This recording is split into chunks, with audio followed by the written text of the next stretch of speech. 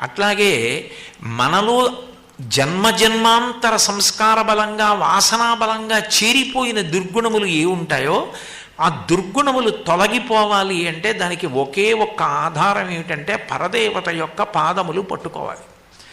అమ్మవారి గొప్పతనం ఎక్కడుంటుంది అంటే మీరు ఎప్పుడు ఏ కదలిక చెప్పండి అది అమ్మవారి పరం అవుతుంది.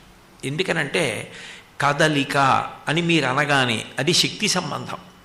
ఏ కదలిక అయినా అమ్మవారి అనుగ్రహంతోనే జరుగుతుంది. నేను ఇప్పుడు మాట్లాడాలంటే మాట్లాడడం అన్న కదలిక నాలో ఉన్న వాయువు కదిలి పైకొచ్చి బ్రహ్మరంధ్రం దగ్గరికి ఎడితే ఇప్పుడు వెళ్ళకూడదు బయటికి అట్నించని వెనక్కి తోసేస్తే అది నా నోట్లోకి వచ్చేటప్పటికి నా మెదడులో వచ్చినటువంటి ఆలోచనలకు అనుగుణంగా కదిలినటువంటి నాలుక చేత నొక్కబడినటువంటి వాయువు సొట్టలబడి అక్షరములు పదములై పదములు వాక్యములై పైకి వచ్చి నా భావం మీ చెవుల గుండా వెళ్ళి మీకు అర్థమయ్యేటట్టుగా నేను చెప్పగలగడం అన్న కదలికలన్నీ కూడా పరదేవత యొక్క అనుగ్రహమే.